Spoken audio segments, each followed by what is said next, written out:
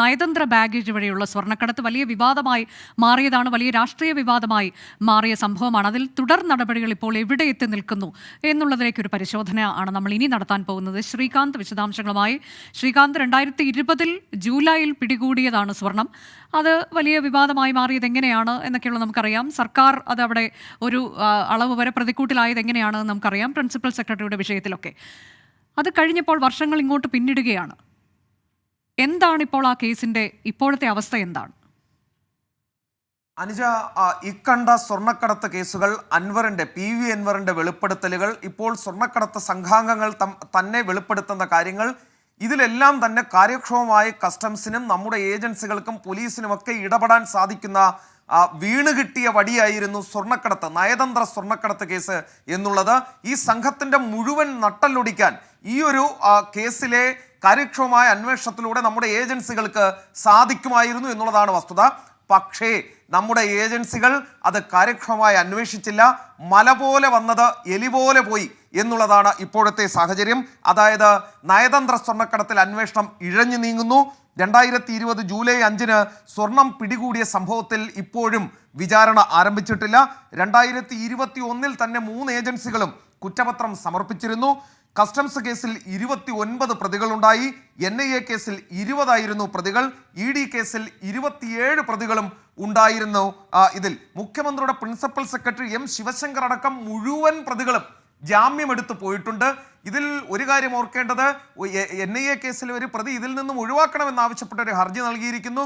ഒരാൾ വിദേശത്തേക്ക് തന്നെ പോയി കഴിഞ്ഞു ഈ കേസുകളിൽപ്പെട്ട ഒരാൾ എന്നുള്ള വിവരം കൂടി ഇതോടൊപ്പം നൽകാനുണ്ട്.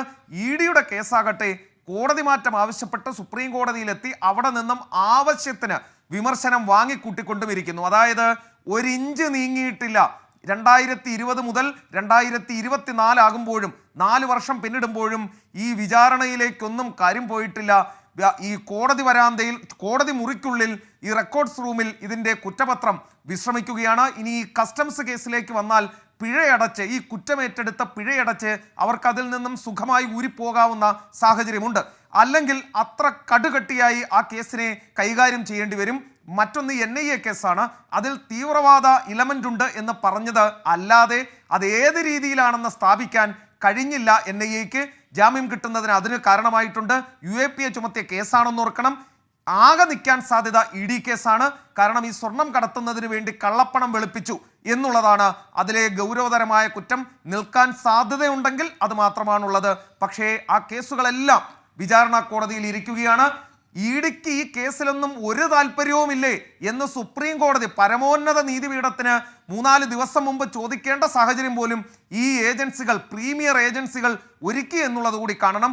അതായത് അവർക്കിതിലുള്ള താല്പര്യം നഷ്ടപ്പെട്ടു. കോൾഡ് സ്റ്റോറേജിലേക്ക് പോയി കഴിഞ്ഞു ഈ കേസ്.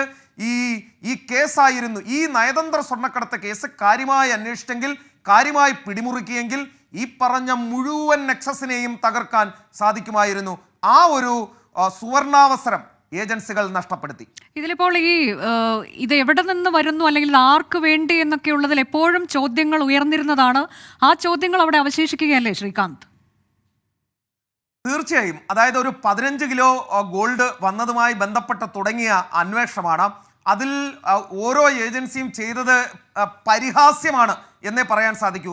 ഏറ്റവും ഒടുവിൽ ED ഈ കുറ്റപത്രമൊക്കെ, ഈ ലാസ്റ്റ് ഘട്ട ഒരു കുറ്റപത്രം കൂടി വെച്ചിട്ടുണ്ട്.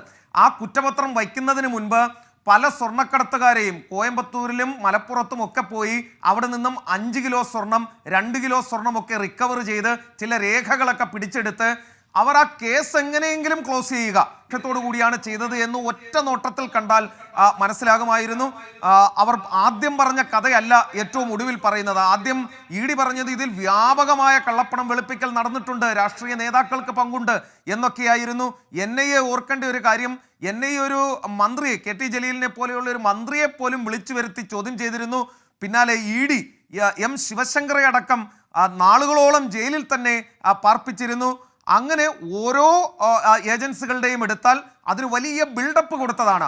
എവിടെ നിന്നും ഈ സ്വർണം വരുന്നു എന്ന് ചോദിച്ചപ്പോൾ അതിന് പറഞ്ഞ കഥ, ഒരു ഫൈസൽ ഉണ്ട് ദുബായിൽ, അയാളാണ് ഇതിൻ്റെ എല്ലാം ഇടനിലക്കാരൻ.